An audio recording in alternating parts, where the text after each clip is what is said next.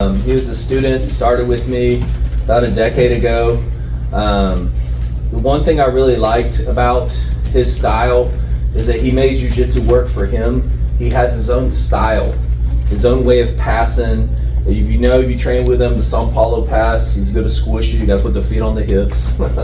Otherwise, he's going to pass. But, he took something and made it his own and kept going after it. He's probably my most attending student. He's attended more classes than most of everybody else. And again, it's not who's best, it's who's left, who sticks with it. 22 years, still going. I can't tell you. I've had over 1,500 students, and this is black belt number 15 for me. So that's 0.001 something %. Okay, so it does happen. You can get a black belt, but I'm very, very proud to give Mike his black belt. All right.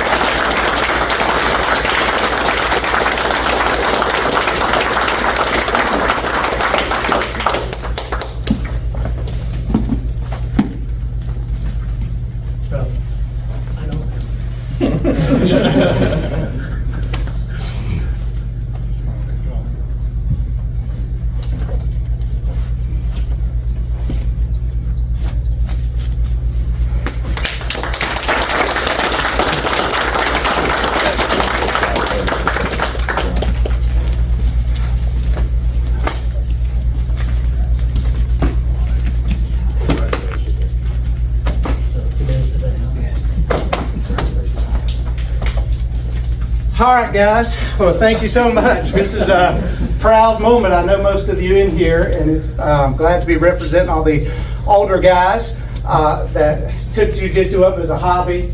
And first, I want to thank Professor Travin. I think this is like my 4th time where he's been here. It's always awesome. So thank you so much.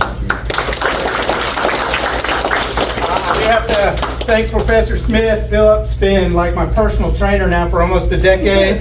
I think I've walked in these doors over 1,000 times, and it's been my only home. It's been a great place to train, and I'm just forever grateful for this place and for Phillip and his family. And I wanted to share a couple things with you about my journey. Being an older guy coming in out of shape and looking for a hobby, just something that I could do for exercise. I came in here and I thought, wow, this is really cool. I'm learning some UFC moves and some Brazilian Jiu-Jitsu, and then it set in that, oh wow, you really have to do this like live against young, strong guys. And so somewhere along the way, about that first 6 months, I started to doubt if I could do this. And I started to say, well, maybe this isn't really the hobby for an older guy. And I started kind of thinking of, well, maybe it's not if I'm going to quit, it's when I'm going to quit. And a couple of things happened along my journey.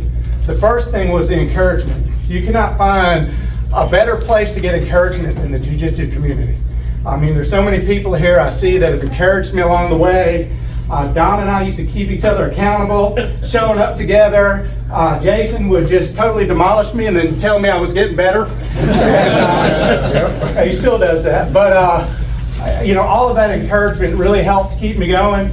And the other thing was, early on I read a story. I was reading a book, and in that book there was a guy, and he had been a runner. He'd been in great shape when he was in college, and he had gotten fat and out of shape, and I could relate.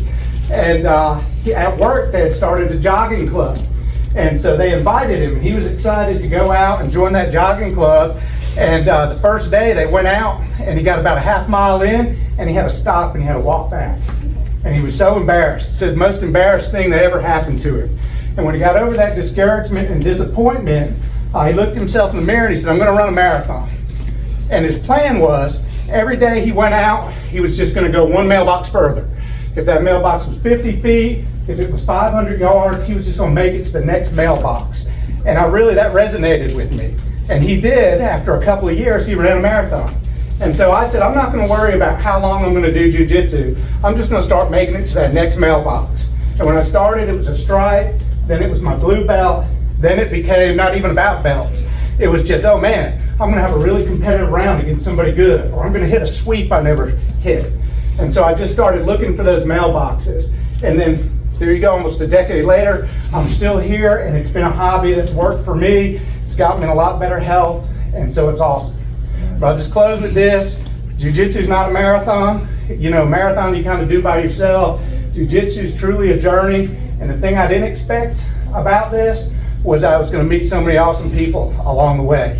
You know, lifelong friends, and that's really been such a blessing for me. So thank you all for being part of my journey. I've got these little wristbands. I'm going to leave them up front. Take 1, 2, 3, as many as you want. It just says to, you know, one more mailbox. And in life, and in jiu-jitsu, and in life, you know, if you're feeling down, you need to wear a bracelet. You need to put it somewhere to look at.